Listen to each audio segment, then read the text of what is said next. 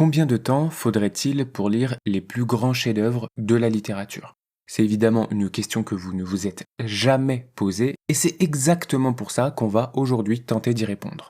2 ans, 5 ans, 10 ans, combien de temps est-ce que ça demande? Est-ce que vous arriveriez à les lire en l'espace d'une vie? Bienvenue à tous dans ce nouvel épisode. Inspiration. Lire les plus grands livres de tous les temps, ça va nous demander un effort certain, ne serait-ce que pour estimer combien de temps et d'implication va prendre ce grand voyage à travers la littérature. C'est difficile parce qu'il faut déjà savoir quels sont les plus grands livres de tous les temps, quels sont les plus grands chefs-d'œuvre. Rien que sur ce sujet, on pourrait faire des épisodes pour raconter les batailles qui font rage entre spécialistes des lettres pour définir ce que sont les livres classiques et ce qui fait d'un livre un chef-d'œuvre. Ça doit probablement considérer des principes esthétiques, une notion de l'effet, de l'impact de l'œuvre d'un point de vue culturel, littéraire, sociétal, voire même simplement stylistique. J'avais un petit peu déjà évoqué l'idée dans notre anti-book club, en parlant de Kundera et de l'insoutenable légèreté de l'être. Si je prends une comparaison assez simple, on a des films aujourd'hui qui sont considérés comme des fondements du cinéma, et pourtant si on les regarde, ils sont souvent assez nuls en vrai. Parce qu'il n'y a pas d'autre mot, ils sont nuls, mais ils doivent leur statut à une époque à laquelle ils ont apporté une nouvelle technique de lumière, une technique de narration, un angle de prise de vue révolutionnaire, et tout ça a eu un effet sur la continuité de l'existence de l'œuvre en question. Si j'en reviens alors à notre liste des plus grands livres de tous les temps. D'après ce que je viens de vous dire, dans cette liste, si on arrive à la construire, on devrait sans doute inclure les grandes épopées antiques comme l'Iliade, comme l'Odyssée, mais aussi des classiques de la littérature, et notamment de la littérature française, comme La Recherche du temps perdu, La Comédie humaine, etc. Sauf que, si on veut être un peu exhaustif, au moins un petit peu, on ne peut pas juste se cantonner à faire un simple catalogue des écrivains français, et nous devrions essayer d'inclure des ouvrages d'autres pays, d'autres cultures. Et bien sûr, pour l'importance certaine qu'ont eu ces textes sur l'ensemble des civilisations, on devrait aussi inclure les textes religieux. Alors je sais qu'on commence fort, mais vous comprenez pourquoi je vous ai dit que c'était déjà une épreuve que d'estimer tout ça. On est à peine à 4 minutes de podcast et on est déjà en plein dedans. Pour le bien-être de notre esprit, on va essayer de se limiter à 150 livres. C'est rien du tout et en même temps c'est pas mal quand on regarde le volume de titres différents qui sort chaque année, ne serait-ce qu'en France. Même si tous les livres n'ont pas le même niveau, etc. C'est déjà pas mal. Donc de façon purement arbitraire, disons 150 livres, c'est un très bon début. Maintenant, qu'est-ce qu'on met dedans? Quand on regarde un peu les listes qui existent sur Internet, à vrai dire c'est assez dur de se faire un avis car elles ont toutes des biais. Évidemment que, étant français et ayant une tradition de littérature qui est absolument formidable, on va vouloir mettre beaucoup plus d'auteurs français dans la liste, ou européens, ou à défaut des auteurs occidentaux au sens large. Mais, et souvent on la connaît beaucoup moins, il y a aussi une littérature importante en Orient, dans les pays d'Asie, dans les pays d'Afrique. Et puis il ne faut pas oublier qu'un livre, il peut avoir un retentissement important dans un pays donné, parce que l'auteur y symbolise quelque chose, parce que le livre parle de l'histoire du pays, parce qu'il y a un contexte social et politique qui fait que l'œuvre émerge. À nouveau, ça je l'ai évoqué dans notre premier anti-book club. Mais à l'inverse, ce même livre, il peut n'avoir absolument aucune publicité dans un autre pays et sur un autre continent. Est-ce que pour autant ça veut dire qu'on doit prendre des livres de tous les pays pour faire en sorte qu'il y ait genre une pureté de sélection, être équitable, je sais pas quoi? Je pense pas non plus. Mais je vous dis en tout cas que quoi qu'il arrive, il y aura forcément des biais dans la liste qu'on va faire, et on pourrait trouver une autre liste avec d'autres auteurs et d'autres titres. L'objectif en réalité ici, c'est pas de créer une liste idéale, c'est juste d'estimer le temps que ça nous prendrait pour la lire, donc je vous propose qu'on continue dans la réflexion. Comment on construit cette liste? Moi c'est très simple, j'ai demandé à l'IA. J'ai fait mon petit prompt et je lui ai demandé de me construire cette liste. Mon prompt, c'était le suivant. Rôle. Agir en tant que bibliothécaire et expert littéraire expérimenté. Tâche. Dresser une liste des 150 meilleurs livres de tous les temps. La sélection doit couvrir plusieurs époques, de l'Antiquité à l'époque moderne, en s'arrêtant aux années 2000, avec diverses cultures, diverses géographies. Pour chaque ouvrage, indiquer l'époque, le pays d'origine, le titre, l'auteur et le nombre approximatif de mots. Sans grande surprise, et comme je vous le disais, ma liste, elle contient beaucoup de textes occidentaux, de l'Antiquité grecque et romaine. On retrouve par exemple l'Éthique à Nicomaque d'Aristote, On retrouve le Banquet de Platon, les Pensées de Marc Aurèle, mais on a aussi du Confucius pour la partie asiatique, ou le Bhagavad Gita pour l'Inde. Si j'avance dans l'époque médiévale, on va retrouver la Chanson de Roland pour la France, la Divine Comédie de Dante, on retrouve le Dit du Genji pour le Japon.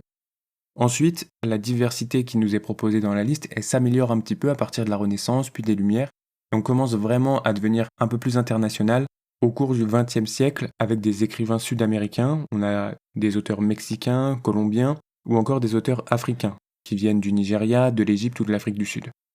Ce qui m'intéresse, moi, à la fin, c'est l'ordre de grandeur, du temps qu'on va passer à lire tous ces livres-là. Donc, pour limiter les biais, j'ai quand même répété l'opération avec le même prompt sur 2 IA différentes. J'ai donc 2 listes. J'ai la liste de ChatGPT et la liste de Gemini. Pour être encore plus global, j'ai fait une 3e liste, qui provient d'un site qui se nomme greatestbook.org, que je connaissais absolument pas du tout, mais qui propose de la même façon de faire des listes selon un certain nombre de critères. Et en l'occurrence, j'ai fait hyper simple, j'ai pris les 150 premiers titres d'une liste sur les canons de la littérature. Alors on se pose peut-être la question, cette liste, elle sort d'où ? Eh bien, je cite, « Cette liste représente une collection complète et fiable des meilleurs livres. Élaborée à l'aide d'un algorithme spécialisé, elle rassemble 719 listes des meilleurs livres afin de constituer un guide définitif des ouvrages les plus acclamés. » Donc j'ai 3 listes. Et en vrai, c'est pas plus mal, car même en termes de composition, on a des choses qui sont quand même assez variables. Dans 2 listes sur 3, on a 1984, d'Orwell. Dans 2 listes sur 3, on a En attendant Godot, pour la partie théâtre. Mais dans seulement l'une des 3 listes, on va retrouver la Bible. Donc c'est quand même assez hétéroclite. On a notre liste, ou plutôt nos listes, même si je me suis rendu compte un peu après coup qu'en fait Gemini m'avait fait un peu des bêtises et il m'avait sorti des doublons et qu'en faisant mes petits calculs j'étais retombé sur 145 bouquins, mais c'est pas grave, vous allez voir pour la suite. On a notre liste. Maintenant, pour savoir combien de temps on va mettre pour lire ces livres, c'est ce qui nous intéresse, il nous faut connaître le nombre de mots que ça contient. Et de la même façon, un petit prompt et puis s'en vont. Le point d'attention, évidemment, c'est qu'il faut noter que le nombre de mots, c'est une estimation. Il n'est jamais complètement exact dans ce que j'ai là, et c'est normal, parce que ça va dépendre des éditions. Est-ce que le texte est en édition intégrale ou pas ? Est-ce que c'est une version augmentée ? Est-ce qu'il y a eu des réécritures, des réinterprétations ? Ça va aussi parfois dépendre de la façon dont on compte. Ça peut dépendre aussi de la traduction, parce que le compte des mots, il n'est pas le même d'une langue à une autre. En fonction des phrases que vous dites, elles vont être traduites de façon plus ou moins longue, avec des mots plus ou moins nombreux ou pas. Et puis, pour les textes les plus anciens notamment, ça dépend aussi de ce qui a été conservé et ce qui est considéré comme faisant partie du corpus originel. Quoi qu'il en soit, on a nos limites, ok, mais j'ai mon petit prompt, à nouveau sur 2 IA, et comme ça, pour chacun de mes livres, j'ai 2 nombres de mots, en estimation basse. Je fais la moyenne, comme ça on est sûr qu'on a une estimation un peu globale, et en fonction de ça, j'ai donc mon nombre de mots pour chacun des bouquins de chacune des 3 listes. Maintenant, il nous faut connaître le temps qu'on va mettre dans tout ça. Alors j'ai fait mes petites recherches, et c'est assez variable. Globalement, un lecteur moyen, c'est-à-dire quelqu'un qui lit de temps en temps sans forcément y passer ses journées, qui lit pas forcément hyper régulièrement, il lit à une vitesse qui est globalement entre 180 et 230 mots minute, voire jusque 250 mots par minute. C'est un lecteur moyen, sachant qu'évidemment, la fluidité de ce que l'on lit, sa complexité technique, la compréhension de l'ensemble, ça va influer sur ce chiffre-là. Moi, je vais faire une estimation, je vais dire qu'on lit à 200 mots par minute, et ça va me simplifier mes calculs. J'ai mes listes de 150 livres, j'ai le nombre de mots par livre, j'ai la vitesse de lecture moyenne. Hop hop hop, des petits calculs, et je suis capable maintenant de vous donner la réponse sur le temps total que vous allez mettre pour lire les plus grands livres, les plus grands chefs-d'œuvre de tous les temps. Sauf que, évidemment, si on s'arrête là, c'est beaucoup trop simple. Parce que si je vous donne les résultats comme ça n'a absolument aucun sens. Les résultats que j'ai sous les yeux, c'est simplement des résultats pour une personne qui lirait 24 heures sur 24, non-stop, sans faire quoi que ce soit d'autre, sans la moindre pause, sans se nourrir, sans bouger, sans rien. Donc ça ne nous intéresse pas, ça n'a pas de sens. Ce qui nous intéresse, c'est de réintégrer ça dans un cadre de vie réel. Et dans la vraie vie, on lit pas 24 heures sur 24, même si je sais qu'il y en a certains parmi vous qui aimeraient que ce soit possible. Ça ne marche pas comme ça. Je vous rappelle que j'ai pris l'hypothèse d'un lecteur moyen. Et je me dis qu'un lecteur moyen, donc pas un gros lecteur, c'est plutôt cohérent, et c'est déjà pas mal si je suppose qu'il lit 15 minutes par jour, Sauf que il le ferait absolument tous les jours, du lundi au lundi suivant. Alors vous comprenez que si on lit que 15 minutes par jour, ça change drastiquement comparé aux chiffres que j'avais tout à l'heure sur une personne qui lirait 24 heures sur 24. Et j'ai donc maintenant des résultats fiables, rationnels et plus intéressants pour chacune de mes 3 listes. Je résume. Hypothèse numéro 1, on a les 150 livres les plus importants, les plus grands chefs-d'œuvre de tous les temps, selon 3 listes différentes, pour avoir une diversité d'époques, d'auteurs et de géographie. Hypothèse numéro 2, on a une estimation basse moyenne du nombre de mots, en prenant en compte les spécificités de traduction, les éditions, etc. Hypothèse numéro 3, une vitesse de lecture moyenne de 200 mots par minute. Hypothèse numéro 4, un lecteur qui lit 15 minutes par jour, mais qui le ferait absolument tous les jours de la semaine. Les résultats sont les suivants. Pour ma première liste, que j'ai trouvée avec ChatGPT, je mettrais 20 ans, 8 mois et 23 jours pour lire l'ensemble des 150 livres. Pour ma deuxième liste, que j'ai faite avec Gemini, je mettrais 22 ans, 5 mois et 17 jours. Et enfin, pour ma dernière liste, avec Greatest Books, je mettrais 24 ans, 3 mois et 17 jours. Pour que ce soit plus lisible, je vous fais une petite moyenne de tout ça. Et pour lire les 150 plus grands chefs-d'œuvre de tous les temps, vous allez mettre 22 ans, 5 mois et 29 jours. Je ne sais pas si vous vous rendez compte. Quasiment 22 ans et demi. C'est énorme, c'est absolument énorme. C'est plus long que le temps que certains d'entre vous passeront dans certaines maisons, dans certaines villes, dans certains travails. Et pourtant, dans mes hypothèses, j'ai été relativement sobre. J'ai parlé que de 15 minutes par jour, sans être un grand lecteur. Donc évidemment, si vous lisez 30 minutes par jour, on divise le temps par 2 et on tombe plutôt à 11 ans. Sauf que 11 ans, c'est déjà énorme. Alors tout ça, c'est bien super, mais concrètement, qu'est-ce que ça nous apprend? Déjà, et ça c'est assez simple, si jamais vous souhaitez lire, et notamment lire beaucoup de livres, vous allez devoir y passer beaucoup plus que 15 minutes par jour. Vous allez devoir prioriser ça dans votre quotidien, dans vos objectifs du jour. Et à titre d'exemple, moi l'année dernière, j'ai tenté une expérience. J'ai tenté de lire un livre par semaine pendant 1 an. Je vous ai fait un épisode là-dessus, c'est mon bilan de lecture 2025. Vous pouvez aller l'écouter. Et vous verrez que ça demande quand même un peu d'organisation, un peu de stratégie. Mais qu'à la fin, on est quand même presque à 1/3 d'une liste de 150 livres.